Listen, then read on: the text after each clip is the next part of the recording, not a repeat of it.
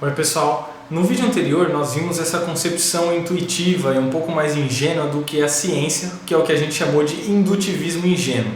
Para essa concepção, a ciência estaria baseada fundamentalmente no princípio de indução, que, como nós vimos também, é um tipo de raciocínio que nós fazemos rotineiramente e que tem um papel fundamental para a nossa vida prática em como nós nos orientamos no mundo. E nesse vídeo nós vamos discutir sobre a justificação, se é que existe algum tipo de justificação para o princípio de indução. Quem levantou esse problema a primeira vez é o filósofo escocês David Hume, no século XVIII, e o desafio de Hume ao princípio da indução teve uma influência tremenda e absoluta na filosofia e é discutido até hoje, tanto que os filósofos até hoje tentam oferecer respostas ao problema da indução levantado pelo Hume de diferentes maneiras, seja tentando dar uma resposta direta, ou tentando realmente justificar o princípio da indução, ou tentando mostrar que o argumento de Hume tem algum tipo de problema ou ele é falho em algum aspecto. Hume se pergunta a respeito das bases ou os fundamentos das nossas crenças sobre coisas não observadas, a respeito de coisas não observadas, que são baseadas em nossas experiências passadas. Ou seja, ele se pergunta sobre as bases ou os fundamentos das nossas inferências indutivas. Aqui existe uma questão exegética sobre o próprio texto do Hume, sobre o que exatamente ele está se perguntando. Numa interpretação, o Hume está se perguntando a respeito da origem cognitiva do princípio da indução, ou seja, qual aspecto da mente dá origem ou gera ou produz os nossos raciocínios indutivos ou o fundamento dos nossos raciocínios indutivos. E como ele vai mostrar, nessa interpretação, o princípio da indução não seria produzido, não seria fruto de um tipo de raciocínio, ele não seria originário da razão, dessa faculdade humana que é a razão, por oposição à imaginação ou às paixões e etc. E em outra interpretação, o Hume está se perguntando de fato sobre a justificação, o embasamento epistemológico do princípio da indução. Ou seja, ele está se perguntando se existe algum tipo de justificativa racional para o princípio da indução. Se as crenças formadas baseadas no princípio da indução realmente são justificadas ou não. Então são duas questões um pouco diferentes, lembre? Uma diz respeito à origem, se o princípio da indução tem origem no exercício da razão ou se existe uma justificativa racional para o princípio da indução. E aqui no nosso caso nós vamos nos preocupar com essa segunda interpretação, sobre a justificação ou embasamento epistêmico do princípio da indução. Para o Hume, todo raciocínio indutivo depende de uma transição desse tipo. E aqui são as palavras dele. Constatei que tal objeto sempre esteve acompanhado de tal efeito e prevejo que outros objetos de aparência semelhante estarão acompanhados de efeitos semelhantes. E por que exatamente nós precisamos dessa transição? Para Hume, a razão é que nós não conseguimos deduzir a priori, sem nenhum tipo de experiência do mundo empírico, quais são os efeitos de uma determinada causa. Por exemplo, se imagine na situação de Adão, que é um recém-chegado ao mundo, sem nenhum tipo de experiência, então você não tem nenhum tipo de conhecimento a respeito de conexão entre eventos. Então, nesse caso, imagine, só observando a água, seria impossível concluir a priori, sem nenhum tipo de experiência, que você se afogaria na água. Do mesmo modo, sem experiência, a priori, seria impossível inferir que o efeito de uma bola de bilhar se chocando na outra seria em que a primeira bola imprime certo movimento à segunda bola. Ou seja, simplesmente pelo exercício da razão, nós não podemos inferir qual é o efeito de uma determinada causa. Para o Hume, nós precisamos observar algumas dessas relações de causa e efeito, ou seja, nós precisamos observar algumas conexões regulares entre diferentes eventos e projetá-las para o futuro. Então, nós observamos certas conexões entre eventos, certos casos particulares que nós conseguimos observar, e nós projetamos essas regularidades para o futuro, sejam em induções para casos particulares, como por exemplo, todos os corvos que eu observei até hoje são pretos, então o próximo corvo vai ser preto, ou nós realizamos a indução baseada nessas regularidades que nós já observamos para uma conclusão geral, como todos os corvos são pretos. Outra maneira de formular essa ideia de que o semelhante vai se comportar necessariamente como semelhante é dizer que a natureza é uniforme ou que o futuro se assemelha ao passado. Então, para o Hume, todas as inferências indutivas são baseadas nessa ideia, o que a gente chama de princípio da uniformidade da natureza. Então, nesse caso, a pergunta crucial é racional acreditar no princípio da uniformidade da natureza? Nós temos boas razões para acreditar que o princípio da uniformidade da natureza é verdadeiro? Nós estamos realmente autorizados epistemicamente a assumir, a pressupor o princípio da uniformidade da natureza em todos os argumentos indutivos? Porque lembra, ele está em jogo em todos os argumentos indutivos. Quando eu vejo vários corvos pretos e concluo que todos os corvos são pretos, ou que o próximo corvo vai ser preto, eu estou me baseando nesse princípio de uniformidade da natureza. Eu estou pressupondo que coisas semelhantes vão ter propriedades semelhantes no futuro, ou que a natureza é uniforme nesse sentido. Então, de onde vem essa nossa crença no princípio da uniformidade da natureza? Quais são as bases disso? Há uma base racional para se acreditar que a natureza é uniforme? Hume justamente acredita que não existe nenhuma base racional para a crença no princípio da uniformidade da natureza e que ela não pode ser justificada racionalmente. Então, para o Hume, nossa crença nesse princípio, apesar de ser absolutamente central e fundamental e indispensável para a nossa vida, ela não é racional. Ela teria origem não no exercício da razão, mas no hábito ou na imaginação. O argumento do Hume para essa conclusão tem a forma de um dilema. Para Hume existem dois grandes tipos de raciocínio. O primeiro deles é o que ele chama de raciocínio demonstrativo e o segundo tipo é o que ele chama de raciocínio provável. O raciocínio demonstrativo para o Hume diz respeito ao que ele chama de relações de ideias e o raciocínio provável diz respeito ao que ele chama de questões de fato. Os raciocínios demonstrativos dizem respeito a coisas conhecidas a priori que são necessárias e analíticas, isso dando uma terminologia mais contemporânea para o que o Hume tinha em mente. No caso dos raciocínios prováveis, eles dizem respeito a coisas que nós conhecemos pela experiência, ou seja, eles envolvem proposições sintéticas, contingentes e a posteriori. Exemplos de disciplinas que lidam com relações de ideias são, por exemplo, a matemática e a lógica. E as questões de fato envolvem questões sobre a realidade empírica, coisas que nós conhecemos recorrendo à experiência. Desse modo, qualquer argumento ou qualquer raciocínio que se pretenda concluir o princípio da uniformidade da natureza vai ser necessariamente ou um raciocínio demonstrativo ou um raciocínio provável, nesse sentido do Hume. Ou seja, ele vai ser um raciocínio que vai envolver coisas a priori ou ele vai ser um raciocínio que vai envolver coisas baseadas na experiência. E para o Hume, nenhum dos dois tipos de argumento ou raciocínio, seja o demonstrativo ou o provável, pode ser usado para justificar o princípio da uniformidade da natureza. Agora vamos ver as duas partes do dilema do Hume.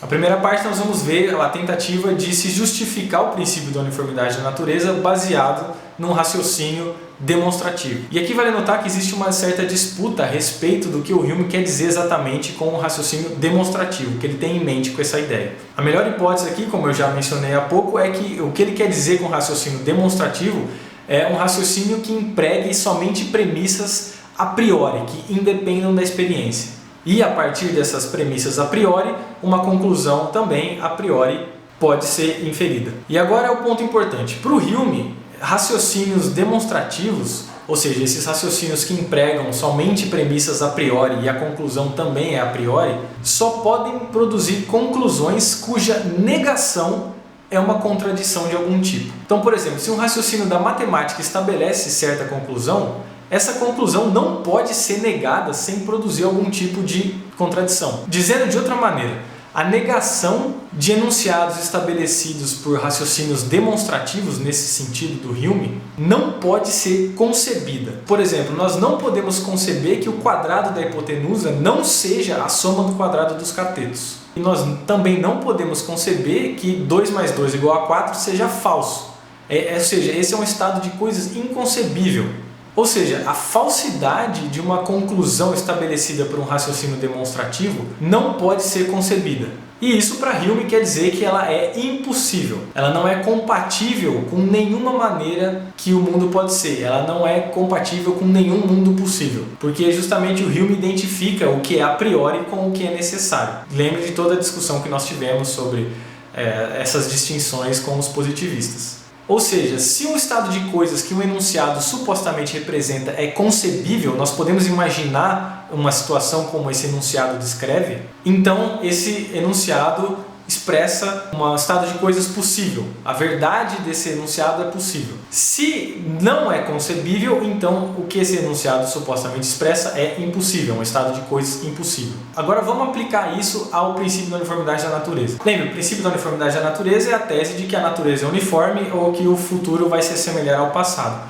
Ora, a negação desse princípio, a negação dessa tese, certamente é concebível. A negação do princípio da uniformidade da natureza não envolve nenhum tipo de contradição. Então, por exemplo, todos os corvos que eu observei eram pretos até hoje, mas o próximo corvo pode não ser preto. As bolas de bilhar que eu observei, uma bola de bilhar sempre entrou em movimento quando atingida por outra bola de bilhar, mas isso pode não acontecer com a próxima. Nós podemos imaginar inúmeros casos em que isso não acontece. Por exemplo, ela pode derreter, ela pode explodir, ela pode sair voando, ela pode virar um ovo ou qualquer coisa nesse sentido. Nós sempre comemos pão e ele nos alimentou, mas é concebível que o próximo pedaço de pão que eu coma me envenene e não me alimente. Do mesmo modo, é possível imaginar que o Sol não nasça amanhã, apesar dele ter nascido todos esses milhões de anos. E, por fim, nós podemos imaginar que o próprio princípio de uniformidade da natureza seja ele mesmo falso. Nós podemos perfeitamente imaginar uma realidade aleatória, em que todas as regularidades passadas passem a não existir subitamente, e que o futuro subitamente ou de repente cesse ou pare de ser como o passado. Ou seja, nós podemos imaginar que qualquer conexão regular entre eventos e qualquer relação entre causa e efeito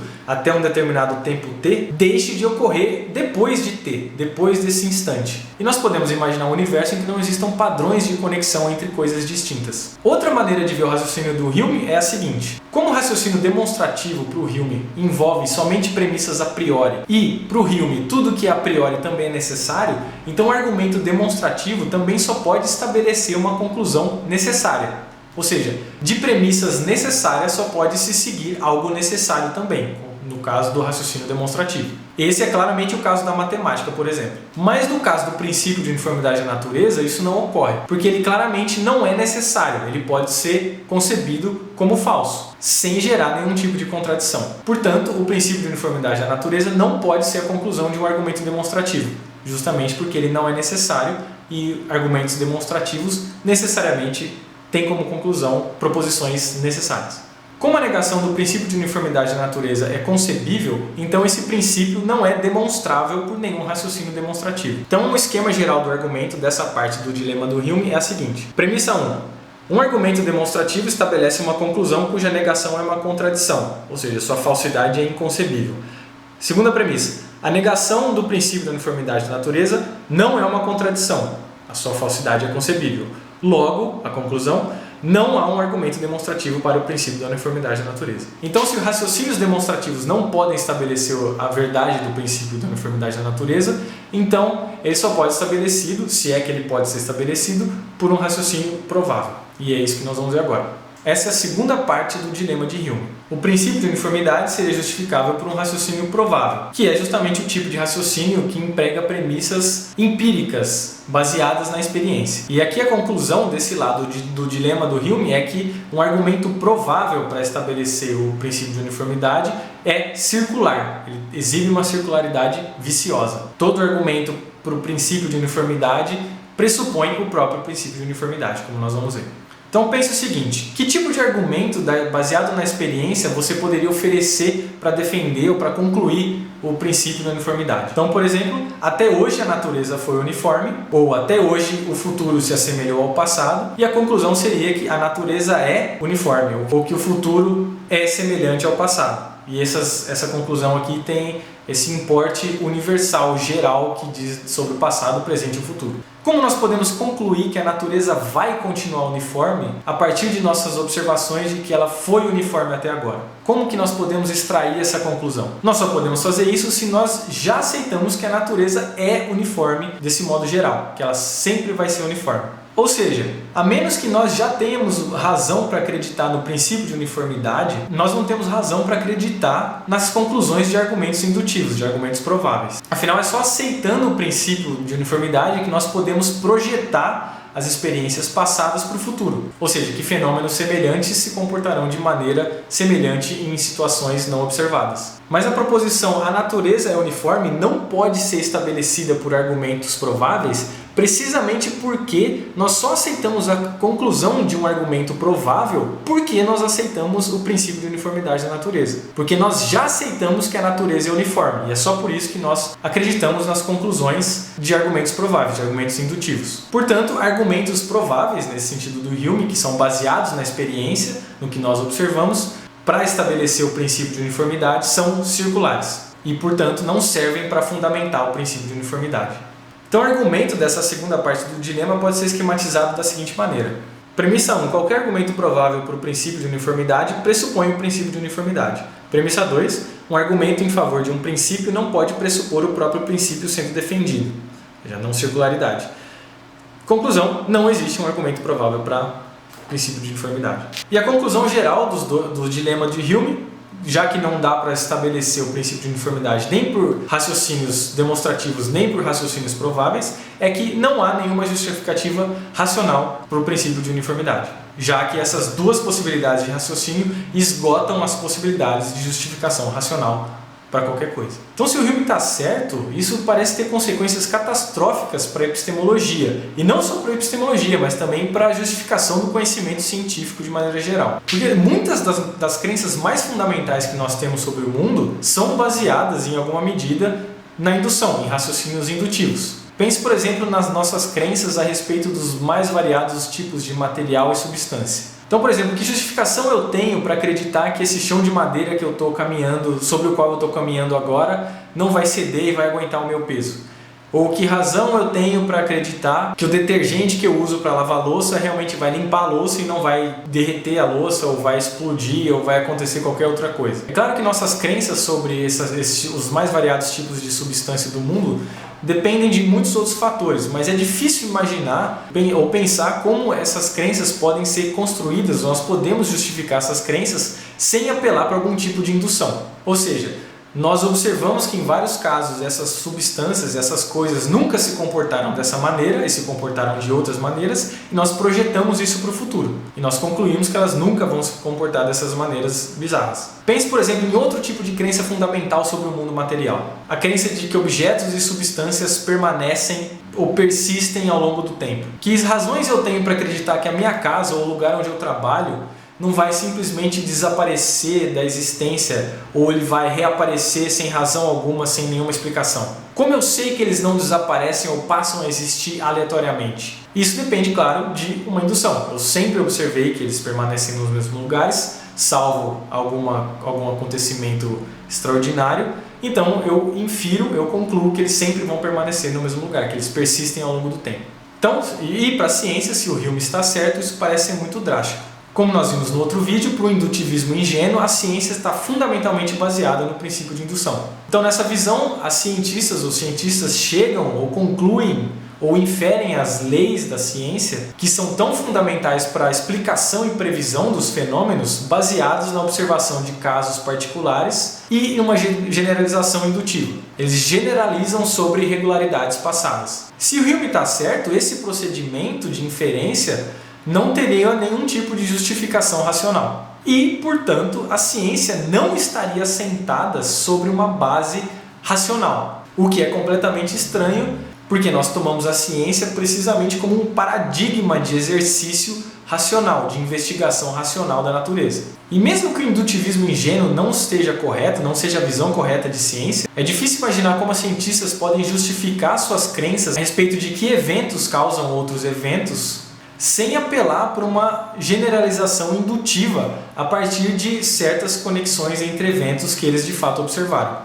Então não é à toa que o filósofo inglês C.D. Broad disse que a indução é a glória da ciência e o escândalo da filosofia, e que o Bertrand Russell, que é um dos maiores filósofos do século XX, disse que se o Hume está certo e se nenhuma justificação, nenhuma solução para o problema do Hume pode ser produzida, não há diferença intelectual entre a insanidade e a sanidade.